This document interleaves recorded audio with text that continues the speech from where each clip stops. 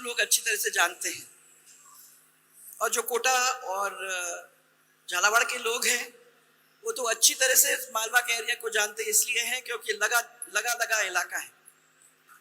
ये वही इलाका है जहां साम्राज्य था हमारी राजमाता अहिल्याबाई होलकर का, जिसकी 3 आने के लिए और हमारे राष्ट्रीय अध्यक्ष जी के प्रेरणादायक वचन को सुनने के लिए मैं आपके सम्मान के साथ यहाँ स्वागत करते करते यही विश्वास करूंगी कि अहिल्याबाई की बात, उनकी ताकत, उनका इतिहास सबके सामने रखने का काम आप जरूर करेंगे। नड्डा जी, आपके इस ऐतिहासिक कार्यकाल के अंदर और भारतीय जनता पार्टी के नरेंद्र मोदी जी की सरकार के अंदर नारी शक्ति का वंदन, ये जो अधिनियम, महिलाओं का जो अधिनियम है अपन लोगों ने संसद में मंजूर कर दिया है और उसके थ्रू अहिल्याबाई जैसे वीरांगनाओं का हम लोगों ने सम्मान किया है। इसके लिए मैं सबसे पहले आभार उनको प्रकट करना चाहूंगी। राजमाता अहिल्याबाई होलकर को मैं नमन करती भी हूं, जिन्होंने ये सिद्ध कर दिया कि महिलाएं हर किस्म की जिम्मेदारियों को संभाल सकती हैं। और उनकी लाइन में चलते हुए आप लोग सब यहाँ बैठे हो, जिन लोगों ने उनकी बात को देख करके, ऐसे समझ करके, पढ़ लिख करके, और जरूरी नहीं सब पढ़ लिख करके, परंतु सब ने सेवा की भावना को अपने दिल में रखकर अपनी जनता के लिए एक बहुत अच्छे बहुमत के साथ जीत करके आज उनके पद चिन्हों में चलने का काम आप लोग कर रही हो।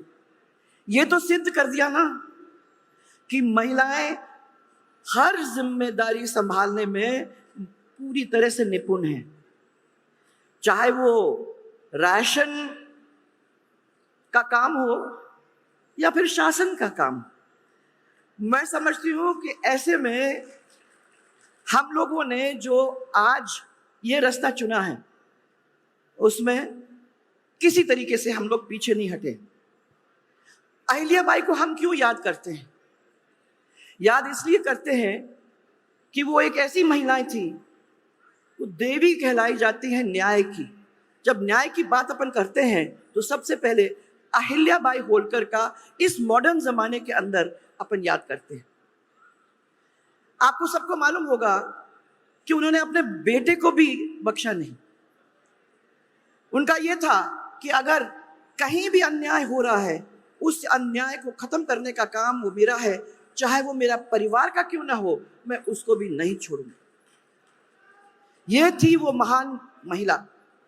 और मैं आपको ये बताना चाहती हूं कि मैं उनके वाड़े पे, महाराष्ट्र में, यहाँ जो मराठी बोलने वाले लोग हैं उनको मालूम है कि वाड़ा का मतलब यह है कि ना तो वो हवेली है ना वो महल है, उसके बीच का जो एक है उसको वाड़ा कहते हैं। नदी के किनारे उनका वाड़ा, उनमें उसमें उनका मंदिर। कभी जाओ, क्योंकि महिला होने के नाते हम लोगों को वहां जाकर, उस भूमि पर खड़े होकर, जहां वो रही थी, जहां उन्होंने ये बात फैलाई थी, वहां जाकर इसको समझने की कोशिश करो कि उनकी ताकत कहां से निकल के आई थी। सुंदर मंदिर उन्होंने वहां बनाया है। और उसके साथ साथ जो अपने घर का मंदिर होता था उसमें हाथ से 1001 रोज मिट्टी, उसी मिट्टी के निकाल के वो बनाती थी शिवलिंग। और बनाने के बाद, उनकी पूजा करने के बाद, उन शिवलिंग को बहाने का काम नदी के अंदर फिर हो जाता करता था। उनका वाड़ा देखोगे तो समझ में आ जाएगी कि वो जनता के कितने करीब थे, क्योंकि बड़े महलों में नहीं रहती थी। ये वाड़ा बहुत जमीन के साथ साथ का है, तो इसलिए आप उस वाड़े में जाओगे तो आपको समझ में आएगा कि वो कितनी करीब थी जनता की। उनके पति खंडेराव जी की 21 वर्ष की आयु में मृत्यु हुई, तो वो बहुत आहत हुई। और उस जमाने के जैसे उन्होंने ये कह दिया कि मैं तो सती बनना चाहूंगी। तब उनके ससुर साहब ने उनको रोका। मल्हर राव जी का नाम इसके लिए बहुत बड़े लोग जानते हैं। उन्होंने उनको रोका और उन्होंने कहा कि तुम जैसी महिला, मेरी बहू, मैं तुमको शिक्षित करूंगा, प्रशासनिक विषयों में दक्ष हो तुम, ऐसी स्थिति बनाने की कोशिश करूंगा, और सैन्य के बारे में भी, माने आर्मी के बारे में भी आपको सिखाने का काम मैं करूंगा, जो इन्होंने किया। ससुर और बेटे की मृत्यु के बाद उन्होंने कई टाइम ऐसे थे जहां सेना के अंदर जाकर तलवार चला के और सेना के सामने चलने का उनको मौका मिला, तो पीछे नहीं हटी। किसी ने ये नहीं कहा। इसलिए मराठी महिलाएं आप देखोगे कि नौवारी साड़ी पहनते हैं। वो इसलिए पहनते हैं कि उनके परिवार के साथ जब लड़ाई में जाया करते थे सब आदमी लोग, तो उनके साथ साथ महिलाएं उनकी जाती थी, घुड़सवारी करती थी, इसलिए वो नौवारी साड़ी पहना करती थी। और आप लोग समझ जाओगे क्योंकि आप लोगों ने सबने देखा। 1767 में पेशवा ने अहिल्याबाई को मालवा पर अधिकार करने की अनुमति दे दी और 11 दिसंबर 1767 को वे गद्दी पर बैठी, और गद्दी पर बैठकर उन्होंने 28 वर्ष तक इंदौर का शासन किया, और उन्होंने धर्म की रक्षा की, लोगों की रक्षा की, अन्याय को न्याय में बदलने की कोशिश की, और बद्रीनाथ से रामेश्वरम तक और द्वारका से पुरी तक उन्होंने आक्रमणकारियों के ऊपर जो भी मंदिर को क्षतिग्रस्त करते थे या जिन्होंने करने की कोशिश की थी, ऐसे लोगों से लड़ाई भी लड़ी और मंदिरों का निर्माण करने का काम किया। तो आप कहीं भी चले जाओगे, कहीं ना कहीं जहां जाओगे अपने तीर्थ के धाम पे, तो लोग अहिल्याबाई का नाम आज भी श्रद्धा के साथ लेते हैं। वो ऐसी महिला थी कि ये कहते हैं कि काशी विश्वनाथ का मंदिर, उनमें जो मंदिरों का काम किया था उनमें से एक वो भी मंदिर है।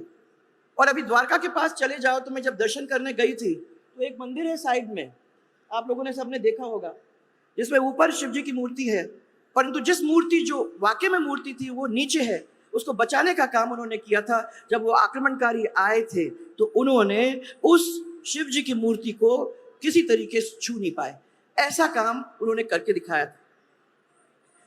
आखिर में उन्होंने सती प्रथा का विरोध किया, नारी सशक्तिकरण की वकालत की, और उन्होंने दिखा दिया कि नारी के नेतृत्व में कितने कितने अच्छे और संपूर्ण गुण हैं। ये भी उन्होंने बता दिया, क्योंकि उन्होंने, उनका राज तो आज भी लोग दूसरे लोगों को बताने का काम करते हैं। मैं आज इस अवसर पर फिर से उनको श्रद्धांजलि अर्पित करते हुए आप सबकी ओर से श्रद्धांजलि अर्पित करती हूँ, क्योंकि ऐसी महिला, वाकई में ऐसी पूजनीय महिला, मुझे तो मौका मिला है, पर मैं आपको कभी कहूंगी कि कभी इंदौर जाते हो तो खाली इंदौर मत जाना, थोड़ा सा आगे चलना, जहां उनका वाड़ा है, और नदी के किनारे उस वाड़े का मजा लेना, वहां जाके उस मंदिर में दर्शन करना, और ये वहां से वो शक्ति पाकर वापस आकर अपने इस काम को आगे बढ़ाने का काम करना। इतना ही कह के आप लोग सबको मैं धन्यवाद देना चाहती हूँ, और यही विश्वास करती हूँ कि आज अपन ने याद किया, ये क्षणिक न हो, ये आगे भी अपन याद करें कि ऐसी महिला थी, आगे भी अपने आप को ऐसे ही ढलने की अपन कोशिश करें। आप सबको बहुत बहुत धन्यवाद कि आपने हमारी बात सुनी। हमारे महिलाओं का डायलॉग था, परंतु वो एक ऐसी चीज़ है जो मैं समझती हूँ कि कभी कभी आपको भी सुनना चाहिए, क्योंकि ये सिर्फ चाय नहीं बनाती हैं, ये उसी सड़क पर भी चलती हैं जिस सड़क पर आप नहीं चलते हो, और वो वापस घर में आके ये नहीं कहती हाँ मैं बहुत थक गया। ये सुबह 6 बजे उठ के बच्चों को संभाल के, अपने पतिदेव को संभाल के, अपने क्षेत्र को संभाल के, शाम को घर आके फिर आपको खाना खिला के, ये जूते फेंक के नहीं कहती अरे हम बहुत थक गए।